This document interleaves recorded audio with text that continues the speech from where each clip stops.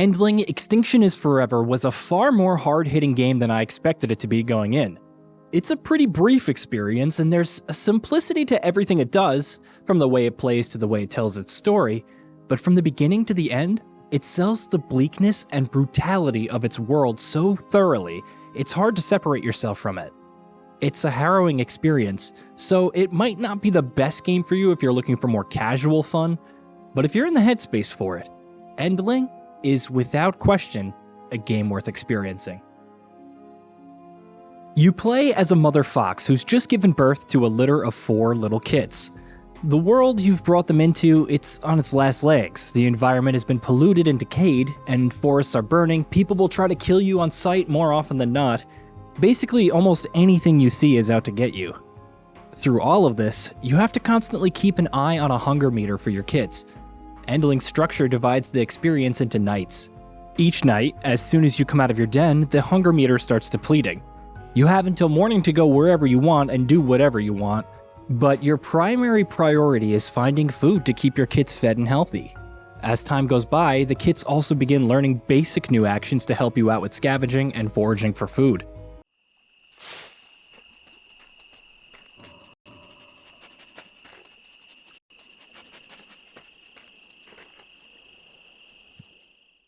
And all of that is easier said than done. Almost right from the outset, food is a rare commodity in Endling.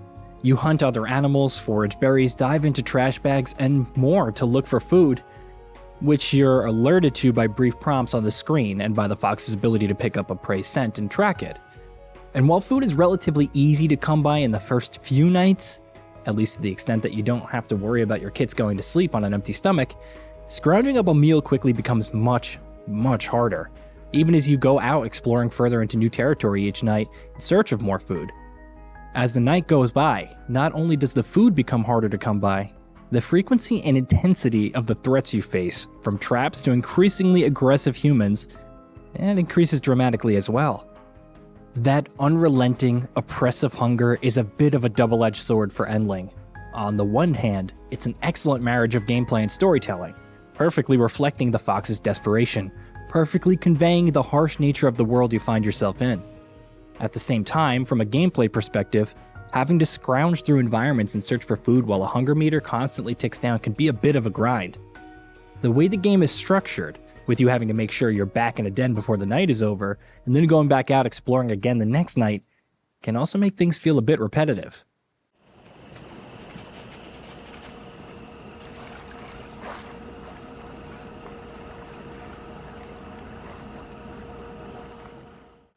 Props have to be given to Endling Extinction is Forever though, because it does find a couple of other ways to make the gameplay interesting. For instance, simply moving around is a lot of fun, because of how the game is presented. Endling is technically a survival game, but its 2.5D side-scrolling perspective is an unfamiliar one for the genre. That perspective of course goes hand in hand with far more linearity and less open spaces, but Endling does still make exploration interesting with plenty of branching paths, twisting and turning trails, shortcuts, and a surprising amount of environmental variety. Of course, Endling isn't just about going out every night to hunt down your next meal ad nauseum. There's also a larger goal that the mother fox is working towards. Early on in Endling, one of your 4 kits gets stolen by a human, following which you quickly set off on his trail. Like hunting for food, this too involves following trails of scents, so it can add to the repetitiveness just a little bit. That said, having new trail scents to track every few nights and unlocking more and more of the story of what happened to your kid after getting snatched by the humans is strangely engrossing. That, in fact, is probably one of Endling's biggest strengths, its storytelling. While the game does stumble a little bit from a gameplay perspective, where its storytelling is concerned, it's a far more impressive accomplishment. Endling is a completely wordless game, which means that by its very nature, it keeps things succinct and simple. But in that simplicity, it manages to find ways to really strike an emotional chord. The picture it paints on the world is bleak and oppressive, and watching the fox and her kids struggle to survive in an apocalypse that feels scarily close to home can be draining, but it's all incredibly well done. Effectively tackling such heavy themes is never easy, but to do it completely wordlessly is even more remarkable. It's also worth mentioning that Endling is a gorgeous game to look at. It uses a stylized, near-impressionistic art style that suits its setting and storytelling pretty perfectly. The environments look great and are made to look even better by excellent ways the game keeps framing its scenes even during gameplay. There are a few technical hiccups here and there, and I've certainly experienced some frame drops more than I would have liked, but by and large my issues on this front were pretty minimal.